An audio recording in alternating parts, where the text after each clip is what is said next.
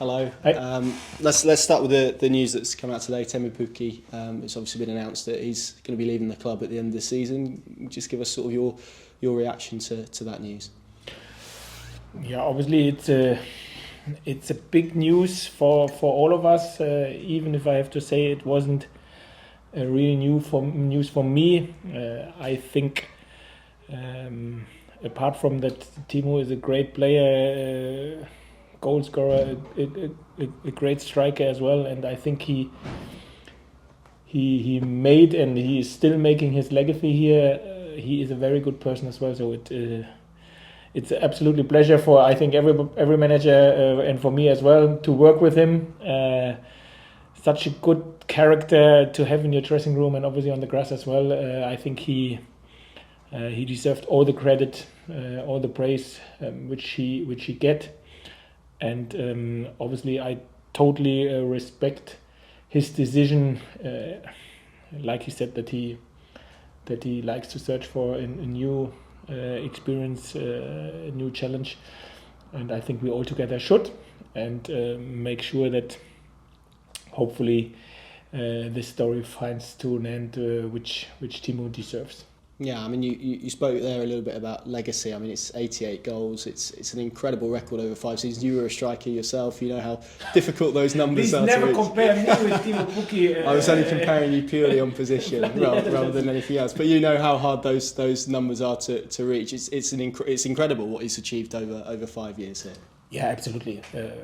And to be fair, 5 years in football is a long time to play 5 years consistently, to score goals 5 years consistently on such a level, such an amount of goals as well. But as I said, it's not only about him as a player, it's about him as a character, as a person. What for me is something what is as important as judging him as a player, to have somebody like him in the dressing room where you can have conversations, who is calm, who is very reflected, and obviously he understands football as well. So as I said, it's an absolutely pleasure to work with a human, with a person, and with a player like Teemu is. Yeah, I'm sure the news would have been obviously communicated internally before now. But what has been the reaction of his colleagues and I guess of your coaching team as well, and the people in and around the club? To be fair, how the players reacted, I don't know. I think we were on the grass when the news came out. To be totally honest, I have known it more or less since a very long period. I think there were never really a question mark for me about what will Teemu do in the future. But now when it's official and announced, I think it's good for him, good for us, good for everybody as well, that he not gets permanently asked questions and he can be focused now in the last games on his game and on us. And obviously, even if it's normal business for me as a manager, I will not get asked questions like this as well. Even if I have to say I've known it a long time that he's searching for something new. That's it, isn't it? It's the clarity that it gives everyone, now fans as well, and they get a nice period of time to pay tribute, give their respect, show their respects to a player who obviously they adore and has made a massive contribution to this football club. Yeah, absolutely. I think, to be fair, this was one of the reasons why we said, come on, let's announce it, that they have the chance, our supporters have the chance to show them the tribute, that Teemu really can enjoy the last games, home or away, and get the right applause and honor as well. And this is why we decided it has to be more than only the last home game of the season for a player like him, what he has done for this football club. And if we would have the chance to do it, then let's do it. And this is why we all together agreed to do it now. Even, and Teemu said this as well, it's still game on, interesting part of the season, and we all together look forward to the last games. Yeah, and just final question on this topic, but you referenced it, Teemu referenced it as well, but still a chance for him to go out on a real high at this football club as well. Yeah, and of course this is his aim, our aim is as well, to finish the story on a high. Nobody knows if it will happen, but I think the clarity which we now all together have can help to get everybody focused on what is now important. Yeah, and moving on to look ahead to Friday, could you just give us a little bit of a fitness update? What's kind of the condition of the squad heading into Friday's game? Good. So we have obviously some positive news that Isaac Hayden yesterday trained the first time with the team. Obviously he needs some time, but it's the first time without any issues. Sam Byron has now his second week started training with us, played 45 minutes for the second team on Monday. So he will need some time as well, but good to have some senior pros back in the training regime, even if we have to build them up slowly. Unfortunately, Nacho will miss the next 2 to 3 weeks with his ankle injury, which he had in the last training day before the Sheffield United game, and Ornell is a big doubt for the weekend. John Rowe as well, is he? John Rowe is not back in team training at the minute. This will be after Easter as well.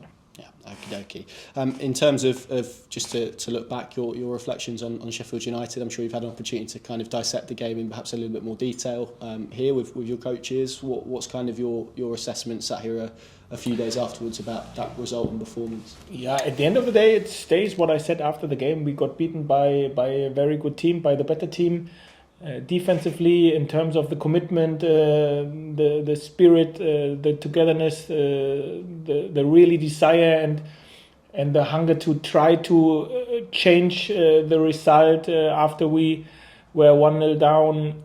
This was there, no complaints about it, but in ball possession, footballing wise, we never felt comfortable, had a lot of missed passes. Not the best first contact, missed our pattern, so it doesn't look smoothly, everything what we've done in ball possession, and obviously we have to play better football, and this is our aim, to play better football, to play with more freedom, to really embrace the situation which we have. So obviously it's not an easy situation. We have some injury concerns, yes, obviously we have to chase the top 6, but it's still on, and come on, let's enjoy the challenge and go for it. And this is exactly what we like to do, what we have to do. Anything else, I think, doesn't help at the minute. And this is what we missed against Sheffield United, and what we like to do better against Blackburn. What is it like after a defeat like that? Do you find yourself having to sort of lift people up? There was obviously quite a lot of frustration in the ground amongst the supporters. Do the players feel that as well? And is it kind of your role to actively kind of deliver those messages and say, come on, it's still there, and kind of lift people, or do you think that happens naturally? No, first of all, I totally understand everybody's mood, and to be fair, it's the same to me. So when I'm disappointed, I say that I'm disappointed. When I'm angry, I say that I'm angry. But obviously then it's important to say what went wrong and try to find solutions and deliver the solutions which we have to do it better. And this is exactly how we work, how we always have done, and this is exactly the same when we are successful. So still look on it what was not the best in the game, and try to find solutions how you can do it better. And obviously I totally understand that because we didn't perform on the level which we expect from ourselves, especially footballing wise, and we have done it much more better in recent weeks as well. That a lot of people, me or us included, are not happy at the minute or disappointed. But at the end of the day, it's about finding solutions, work hard, and try to solve the problems which we face, take them on board, and be excited about the challenge. And this is exactly how it is and how we will work. Yeah, and you've referenced the injury troubles that you do have, particularly in the attacking areas, and that feels like where maybe some of the focus of the frustration has been. It was obviously one shot on target for you guys on Saturday. I think it was the same for Sheffield United as well, although they obviously hit the woodwork on a couple of occasions. how much conversations and how much work have you done on the training pitch around that kind of attacking setup in the last few days, and conversations with your players to try and improve that aspect of your performance? Obviously, we have conversations, we have video meetings, we meet it on the grass for training as well. And I think the most important thing is to make everybody aware how the patterns have to look like, where are the spaces where we have to move to, in which situations, and then to work on it. And this is exactly how we set up the week, and this is how we like to move forward. So obviously with good situations, successful situations which you have in a game, good touches, situations where you create your moments, confidence grows as well, and confidence always plays a big part. But this is exactly what I wanted to say. I think it's a moment where we have to go and start to enjoy the situation, which isn't the easiest one. So I don't like to lie, but I think it makes no sense to worry about it. I think it makes only sense to look forward, as I said, to really enjoy, to embrace this situation, so and go for it. And nobody knows what will we get out of this, but at least we all together have to have the feeling not only that we fight and work again, what the lads have done, that we try to play a decent style of football as well. And this is what we have to do better, and what we like to do better for sure as well. Yeah, and in terms from an attacking perspective, you obviously lined up on Saturday with three strikers. Adamida obviously slightly in a left wider role. Feels kind of like three players who want to be getting on the end of things. So I guess that kind of shows where you are at the moment in terms of your kind of injury problems, doesn't it? That you're having to play strikers out wide and whatnot. It's trying to find solutions and like that. For sure. And it shows as well, it doesn't depend on how many strikers you have on the grass, how many situations you create, or how many goals you score. So sometimes, I don't know, there are enough examples where they play without a number 9 or without a striker and they win 5-0. So we have to go back to our clear idea, to our clear pattern, to our clear identity, how we like to attack, in which areas we like to attack, and then obviously we have to do it, and we have to make sure that our execution is better as well. And then I'm very sure opportunities will come. We will create, and hopefully we will use them as well. Yeah, well, one thing I did want to ask, and I think some people have been asking me, which is maybe what I'd like to ask you, in terms of when Norwich build up, you tend to have a central midfielder that drops in to receive the ball. You have done that on occasion. You've played with a staggered midfield at points to try and kind of make yourselves hard to press against. I think most people are kind of observing that there's a lot of space in the middle of the pitch. Is that by design? Can you talk to us a little bit about why that maybe is the case? Maybe you don't know. I don't know. To be fair, I haven't seen us building up with a deeper number 6 or a 3-back line in the last 2 games. Yes, against Huddersfield this was the case, but this was a totally different game, wasn't it? But in the last 4 games, I think we haven't done it very often. Obviously, we have done it sometimes, yes. Sometimes we have done it successful, sometimes maybe less successful. But at the end of the day, it's like always, every formation which you choose has an advantage and maybe a disadvantage as well. This is if you build up with a 3-back line, with a 4-back line, with a 5-back line, 1 striker, 2 strikers. So wide players, no wide players, diamond. Everything has a clear advantage if you use it as an idea, and then there obviously is something what you can name as a disadvantage if it happens. And I think it's all about which kind of players you have available. And obviously, as you said before, we have not the largest number on players at the minute, and then you have to think about and try to deliver something, find solutions where the players hopefully then can execute a good performance with, and this is something what we do. I said I'd ask, so I've asked. One player I did want to ask you about specifically is Marquinhos. How do you feel he's getting on? It's obviously probably been quite a tough year from him, coming over from Brazil, moving to Arsenal, joining Norwich on loan. Do you feel he's beginning to settle in and kind of understand the club and also what you're trying to do as well? Yeah, absolutely. I think he had a good performance against Sheffield United. I think in general our right side with Max and him, we looked absolutely competitive. He is a very, very happy boy. He always has a smile on his face, and he settled in here in the group very well. You can feel it, you can see it. He shows, especially in the last weeks, a lot of energy as well. And I think you can for sure see that his curve is going upwards in the last weeks. And obviously the performance against Sheffield United has shown this as well. Hopefully he can continue on Friday in the next games as well. Do you feel there is more pressure on him at the moment from maybe a Norwich fan perspective because of what we spoke about in terms of the fact that there aren't a lot of attacking solutions and a lot of people are looking to him to be the creative source, and then you kind of remember his age and maybe the relative inexperience that he has, and maybe it does feel a little bit harsh to kind of cast him in that role. Listen, you name it pressure, I name it chance. So there is a chance in his age. From Brazil, coming over on loan from Arsenal, and have a chance because of the situations which we have to explore yourself and try to best play with freedom and fight as hard as you can when you have the Norwich shirt. And this is exactly how I see it. It's a chance, and I don't see the pressure. Just to move on to Blackburn then, I mean, you spoke earlier about enjoying the opportunity. It's big, I guess, and people will be looking at it because a defeat on Friday would obviously push them 7 points ahead. With a win, it would be 1 point, and then it really is sort of game on. It opens it back up again.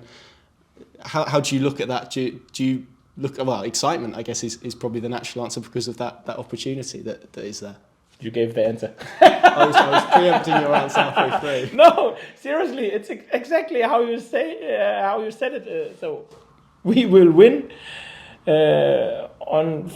If we win on Friday, it's so nobody speaks about Sheffield United or all the weeks before, and then everyone will speak about the next 6 games which we have in front of us and how exciting now the next 4 weeks probably will be. So if not, if we will lose, 7 points is a lot.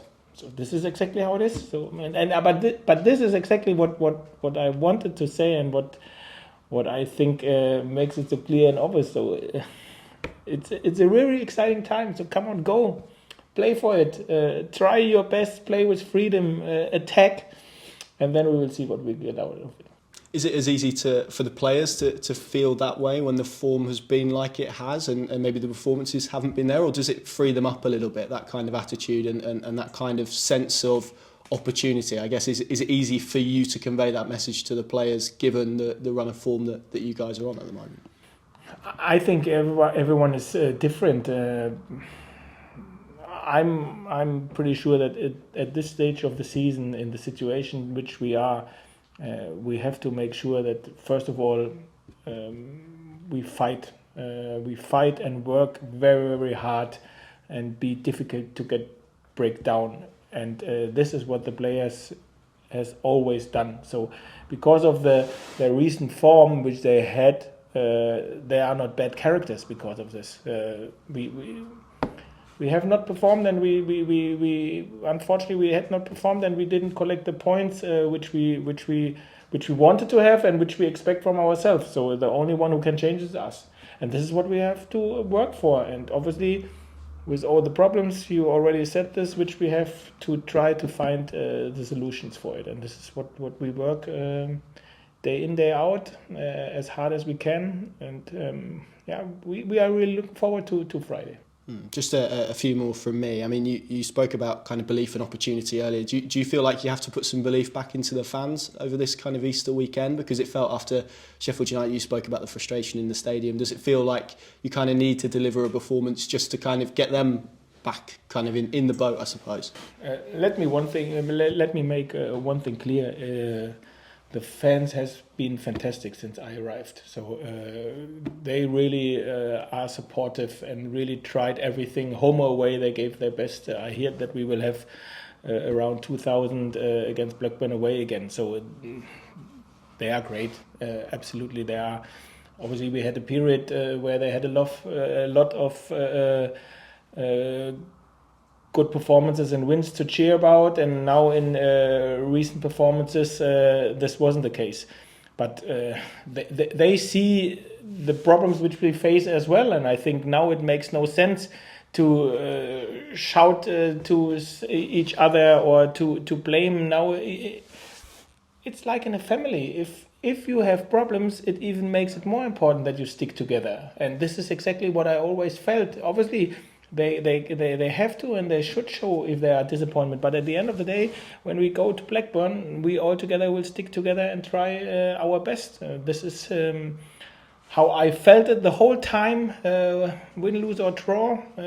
Show your disappointment if it's necessary, and if it's on, this is absolutely okay. But they back the team, us, since the first day which we came in, and this is what they have done, and I'm 100% sure this is what they will do in the future as well. Obviously, it's easier for everybody if you have wins and if you can deliver and help to get the expectations which everybody has right, and this is what we try to do. Two more from me. What have you kind of made of Blackburn this season? I think they've been a tough team to kind of put your finger on, because they didn't draw a lot of games. At one point they had 0 draws. They were obviously the team that you played in your first game as well. How would you kind of assess them and their season? It seems to be a fairly remarkable job that John Dale Tomlinson has done, amidst quite a lot of change there this season. Yeah, obviously they are chasing not only for the playoffs. I think they are in the playoffs more or less the whole season, and this only shows the quality which they have. We have a lot of respect. It was the first game which we had together in the cup when we faced them. I think 1 or 2 days after we arrived. A very good football match, I think, with a lot of goal chances, with a lot of box entrances on both sides. So we are really looking forward. We respect them much, but we have to make sure that we play to our strength and that we do our stuff right. That we play how we played in our good series which we had a couple of weeks ago. And just finally, I think you were pictured at the Nest on Sunday watching Norwich City women. How much did you enjoy that? I think they won 3-0, didn't they? I mean, what did you make of? So at least I brought luck. Exactly. As a supporter. No, they invited me a few months ago when it would be nice if I could host the home game, and obviously on this Sunday we trained in the morning, and afterwards I had a little bit spare time, and it was nice weather. I thought, come on, let's take this opportunity, and it was a great afternoon.